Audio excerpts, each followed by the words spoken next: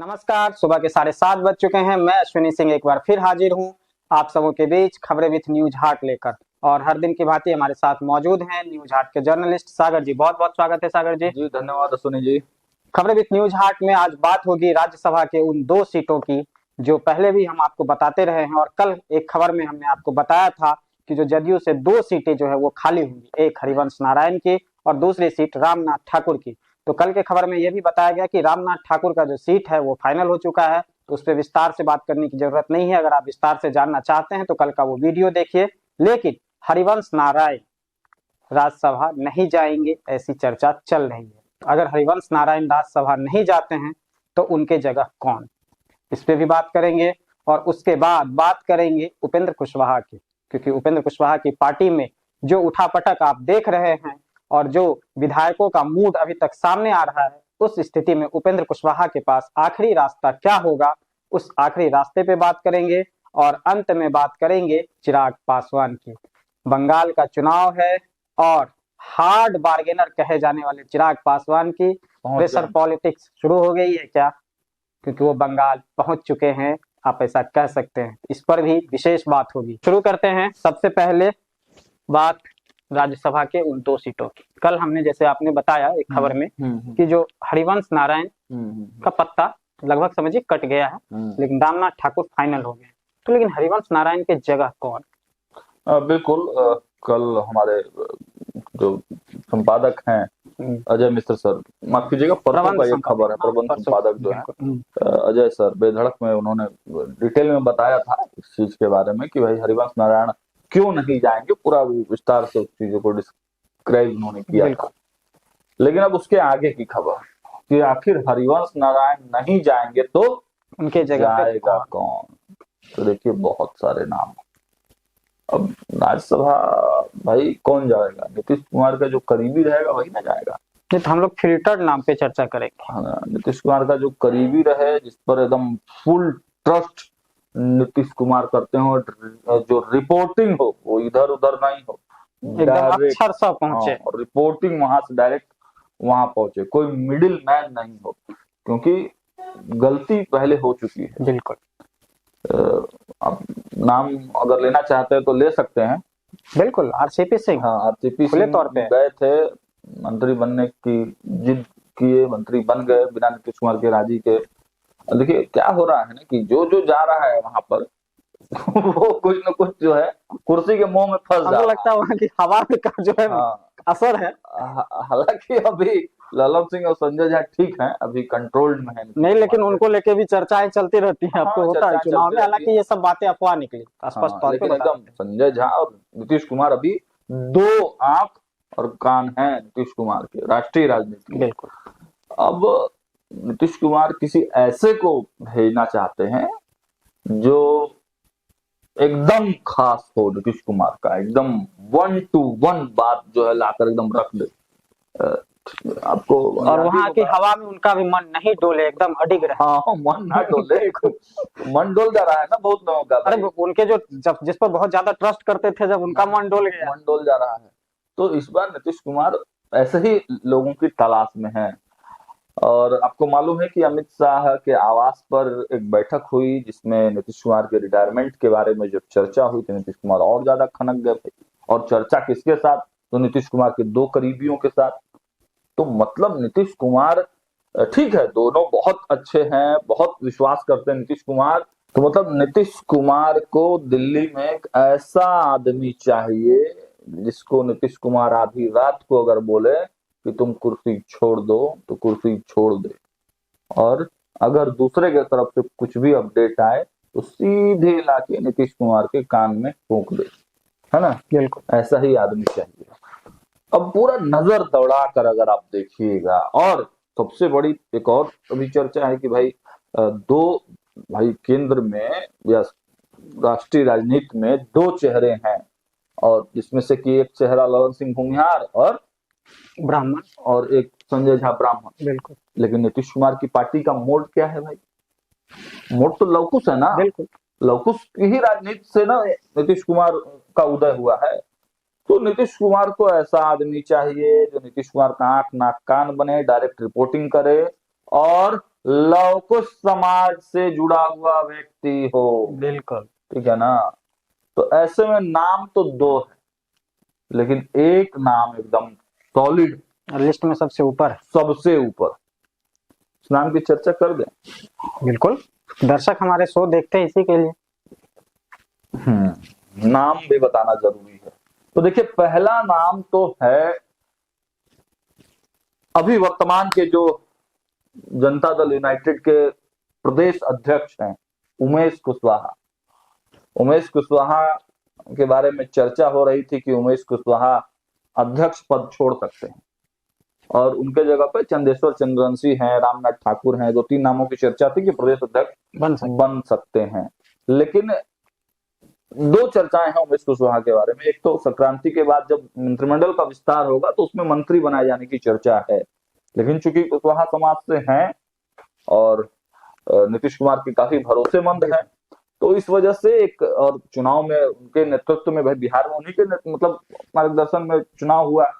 मार्गदर्शन तो नीतीश कुमार का रहा, लेकिन भूमिका रही अध्यक्ष की जो भूमिका होती है उन्होंने बखूबी निभाई। तो एक यह भी जो है चल रहा है कि उमेश कुशवाहा भी जो है राज्यसभा जा सकते हैं, लेकिन फिर एक सीट छोड़ना पड़ेगा। भाई महनार से चुनाव जीते हैं, फिर वहां उपचुनाव होगा, तो इस झंझट से भी बचने के लिए और इनसे भी ज्यादा भरोसामंद, इनसे भी ज्यादा इंटेलेक्चुअल, इनसे भी ज्यादा हर मायनों में नीतीश कुमार का करीबी कोई है पार्टी में, और उसका नाम है मनीष वर्मा। मनीष वर्मा नीतीश कुमार के बहुत भरोसेमंद अधिकारी रहे हैं, प्रशासनिक अधिकारी में भी अच्छी खासी उनकी पकड़ रही है। नीतीश कुमार के उस समय भी काफी करीबियों में शामिल थे, पार्टी में आए हैं, और तब से उनको किसी बड़े भूमिका में आप नहीं देखिएगा। लेकिन इतना जरूर कहा जाता है मनीष वर्मा के बारे में कि निशांत को ट्रेंड करने वाला जो जिम्मेवारी है, निशांत को जो रिमॉडलिंग का जिम्मा है, वो मनीष वर्मा को दिया गया है, और मनीष वर्मा इसकी तैयारी कर रहे थे। तो थे नहीं, अभी तक हैं। हाँ, कर ही रहे हैं। और हालांकि वो जब यात्रा शुरू कर रहे थे तब उनकी यात्रा को बीच में रोकवा दिया गया, है ना। आदेश तो ऊपर से आया था, लेकिन चिट्ठी जो है जारी हुआ था प्रदेश स्तर के नेताओं की तरफ से। हालांकि पार्टी की इंटरनल बहुत तरह की राजनीति चलती है, लेकिन जो यहाँ से आया था उसका भी नाम ले लिया जाए कि छोड़ दिया जाए। बहुत पुरानी बात है, कुरेदने की जरूरत नहीं है। लेकिन अब जो है राज्यसभा की जो कुर्सी हरिवंश नारायण सिंह की खाली हो रही है, उस तरफ बिहार के तरफ से अगर देखे तो एक नाम जो बड़ी तेजी से उस कुर्सी की तरफ बढ़ रहा है, उसमें एक ही नाम फिट बैठता है, उसका नाम है मनीष वर्मा। और आने वाले समय में आप इसकी सुगबुगाहट भी तेज होते हुए देखेंगे। तो ठीक है, वो नाम हमने आपको बताया जो सबसे ऊपर सूची में है। ठीक है, अब देखते हैं, क्योंकि राजनीति फिल्टर्ड नाम है, हालांकि और भी नाम है, नाम कई सारे हैं, लेकिन जो सबसे फिल्टर्ड नाम था वो हमने बताया। और लेकिन एक चीज मैं बार बार कहता हूँ कि नीतीश कुमार वैसे नेता हैं जिसके बारे में आकलन करना थोड़ा नहीं, बहुत ज्यादा मुश्किल होता है। इसलिए जो नाम था वो, और सुनील जी, क्रिकेट और राजनीति ना संभावनाओं का खेल है। कोई नहीं जान सकता है कि अगले बॉल पे छक्का लगेगा, चौका लगेगा कि विकेट होगा, और राजनीति में भी अगले दिन क्या होगा, अगले दिन नहीं, अगले पल क्या होगा। तो दिन में सब कुछ ठीक ठाक और शाम में अचानक राजभवन का रूप देखा है, और बिहार की राजनीति में यही सब चीज हमने देखा है। लेकिन फिलहाल अभी राज्यसभा में हरिवंश नारायण की सीट की जगह पर मनीष वर्मा सबसे ऊंची लिस्ट में है। ये संभावित है, जो मैं बार बार आपको बता रहा हूँ। हम मतलब मैं क्या, हम दोनों बार बार आपको बता रहे हैं। आगे बढ़ते हैं, उपेंद्र कुशवाहा की बात कर लेते हैं। लगातार जो है ना खलबली मची हुई है, विधायक मानने को तैयार नहीं है। दिल्ली तक गए, दिल्ली गए तो विदेश चले गए, मतलब पीछे पीछे लगे, अथक प्रयास किया। और उधर से भी मतलब विधायकों की तरफ से भी बार बार बयान जारी होते हैं। अब ऐसी बयान और ऐसी बातें सामने निकल के आ रही, बयान की चर्चा मैं नहीं करूंगा, लेकिन ऐसी बातें सामने निकल के आ रही है कि जो पार्टी पे दावा हो जाए। तो ऐसे में उपेंद्र कुशवाहा के पास ये सब संभावनाएं, मैं ये नहीं कह रहा हूँ कि ये होने जा रहा है, जो संभावित है उसमें मैं बता रहा हूँ, क्योंकि राजनीति संभावनाओं का खेल है, पहले ही हमने बता दिया। तो अगर मान लीजिए इस तरह की बातें होती हैं, तो उपेंद्र कुशवाहा के पास आखिरी रास्ता क्या होगा? देखिए, कच्ची गोलियां थोड़ी ना खेली है उपेंद्र कुशवाहा ने। बिल्कुल, मुख्यमंत्री नीतीश कुमार के सानिध्य में उन्होंने राजनीति के धुरंधर खिलाड़ी हैं, धुरंधर खिलाड़ी है उपेंद्र कुशवाहा। इतना हल्के और ऐसे समुदाय के प्रभावी नेता हैं जो समुदाय बहुत नेता स्वीकार में, आज तक बहुत आदमी चाहा कि जो हम उस समुदाय के नेता हो जाए, लेकिन स्वीकारता नहीं मिली। राज चौधरी आज तक प्रयास कर रहे हैं, अभी तक एक्सेप्टेंस नहीं है वोट कराने का। बिल्कुल कोई नेता, आलोक मेहता को इतना राजद ने बढ़ाया, लेकिन उसके बावजूद भी कुशवाहा अगर पूरे बिहार का किसी को, केवल बिहार ही नहीं कहीं का भी, उत्तर प्रदेश का देखिए तो उपेंद्र कुशवाहा के नाम का प्रभाव है। कुशवाहा अगर नेता किसी को मानता है, कुशवाहा समाज, लघु समाज, तो वो उपेंद्र का नाम है उपेंद्र कुशवाहा। बिल्कुल। और ठीक है, 3 विधायक दगा अगर दे जाते हैं, है ना, जिसकी संभावना प्रबल है। जी बिल्कुल, हाँ प्रबल है संभावना। हाँ अभी तक का जो माहौल दिख रहा है ना, वो बड़ी तैयारी में है। बहुत बातें कैमरे पर कहने लायक नहीं है, लेकिन जो चर्चाएं हैं, जो सूत्रों के हवाले से हमारे पर अपडेट है कि बहुत बड़ी तैयारी में है उपेंद्र कुशवाहा के विधायक। तो उपेंद्र कुशवाहा के विधायक जब तैयारी में है, तो उपेंद्र कुशवाहा क्या कम कच्चे खिलाड़ी आपको लग रहे हैं? बड़ी प्लानिंग चल रही है। सुनिए, बता दें आपको, नीतीश कुमार के साथ राजनीति की है उन्होंने, और क्या, और नीतीश कुमार के साथ राजनीति की है। और नीतीश कुमार को उन्होंने कहा है कि जरूरत पड़ी तो खून भी दे देंगे। बिल्कुल, भाई भाई भाई मानते हैं, बड़ा भाई नीतीश कुमार को मानते हैं। तो उपेंद्र कुशवाहा अगर मुसीबत में है और नीतीश कुमार से मदद मांगेंगे, तो नीतीश कुमार मदद नहीं करेंगे, खुले दिल से स्वागत करेंगे। खुले दिल से स्वागत होगा, खुले दिल से मदद होगा। और एक ऐसा तरकीब, एक ऐसा रास्ता उपेंद्र कुशवाहा और मुख्यमंत्री नीतीश कुमार ने खोज लिया है कि वो सांप भी मरे और लाठी भी न टूटे, कह सकते हैं। वो रास्ता बड़ी बीच का रास्ता है, मध्यम मार्ग। एक तस्वीर आपको दिखाते हैं, देखिए ये तस्वीर है, नए नवेले मंत्री है उपेंद्र कुशवाहा के बेटे हैं दीपक प्रकाश। ये मिलने किससे गए हैं? वशिष्ठ नारायण सिंह से मिलने गए। और आपको मालूम है कि वशिष्ठ नारायण सिंह कौन है? उपेंद्र कुशवाहा जब भी बड़ा राजनीतिक कदम उठाना होता है उपेंद्र कुशवाहा को, तब तक वो वशिष्ठ नारायण सिंह के पास जाते हैं, विचार विमर्श करते हैं। लेकिन इस बार अपने बेटे को भेजे हैं। बिल्कुल, तो जरूर कुछ न कुछ खिचड़ी पक रही है। और देखिए, एक संभावना ये जताया जा रहा है कि ठीक है, विधायकों के भरोसे थोड़ी बैठे रहेंगे उपेंद्र कुशवाहा। बिल्कुल, अगर जो विधायक है उनके बगावत करेंगे, तो उपेंद्र कुशवाहा भी शांत नहीं बैठेंगे। अरे बिना विधायक, बिना सांसद के भी राजनीति किया है उन्होंने, और कुर्सी को कई बार लात मार दिया है उपेंद्र कुशवाहा ने। तो अगर विधायकों ने कुछ खेल किया, तो उपेंद्र कुशवाहा ने बैकअप प्लान बना लिया है। नीतीश कुमार से आग्रह करेंगे और नीतीश कुमार की पार्टी में शामिल होंगे। और जैसे ही नीतीश कुमार के पार्टी में शामिल होंगे उपेंद्र कुशवाहा, तो जदयू भी जो सोच रही है कि भाई नीतीश कुमार के बाद कौन संभालेगा पार्टी, वास्तविक दावेदार उत्तराधिकारी कौन हो सकता है, तो भाई उपेंद्र कुशवाहा एकदम खुले दिल से, उपेंद्र कुशवाहा का भी काम हो गया, नीतीश कुमार की भी विरासत बच जाएगी। बिल्कुल। और रही राज्यसभा जाने की बात, तो 5वां सीट खाली है। दो जदयू के भेजने के बाद, 2 भाजपा के भेजने के बाद भी एक 5वां है ना सीट। भाई बिल्कुल, चिराग पासवान का हर घड़ी दबाव में रहेगा आदमी, भाजपा या एनडीए।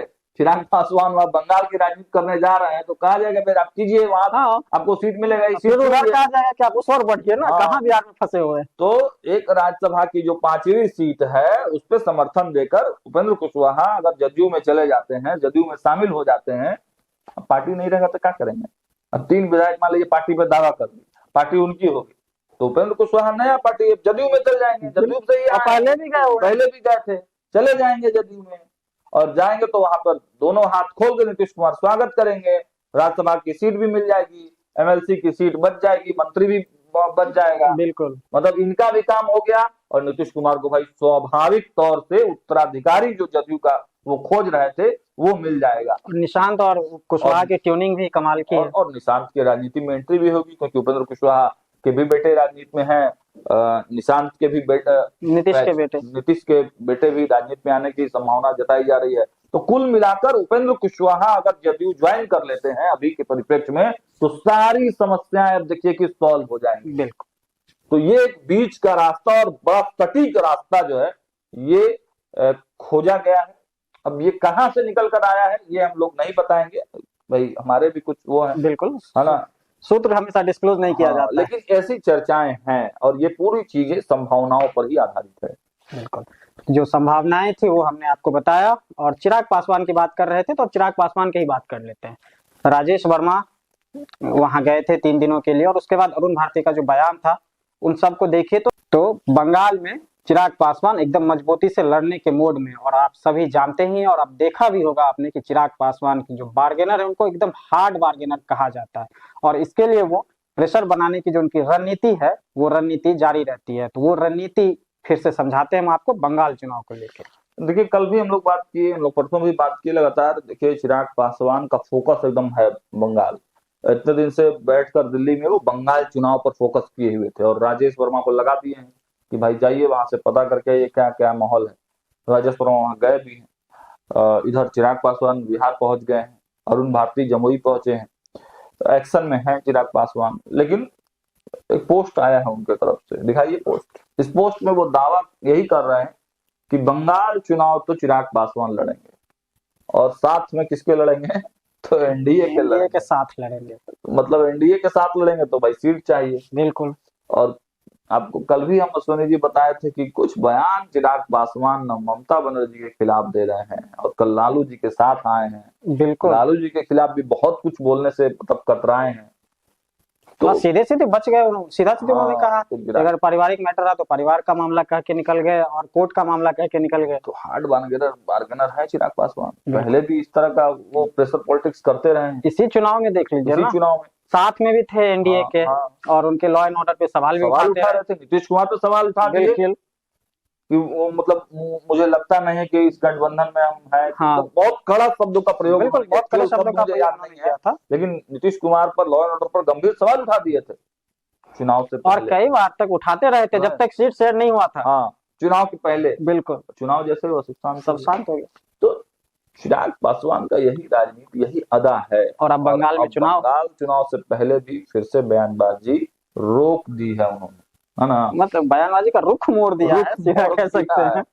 तो चिराग पासवान चुनाव लड़ेंगे, एनडीए के साथ ही लड़ेंगे, और भाजपा पर दबाव बनाने की राजनीति चिराग पासवान ने शुरू कर दी है। कितने सीट का डिमांड उनके तरफ से होता है ये बताएंगे, ये देखना बड़ा दिलचस्प होगा। और इसकी भी जानकारी देंगे, अपडेट आ जाएगी आपके पास, और वो सबसे पहले आपको देंगे। तो फिलहाल यह कार्यक्रम आपको कैसा लगा कमेंट सेक्शन में जाके जरूर बताइए। फेसबुक पर हमारे पेज को फॉलो करना नहीं भूलिए। यूट्यूब पर हमारे चैनल को अगर अभी तक आपने सब्सक्राइब नहीं किया है तो उसे सब्सक्राइब कर लीजिए। बहुत बहुत धन्यवाद।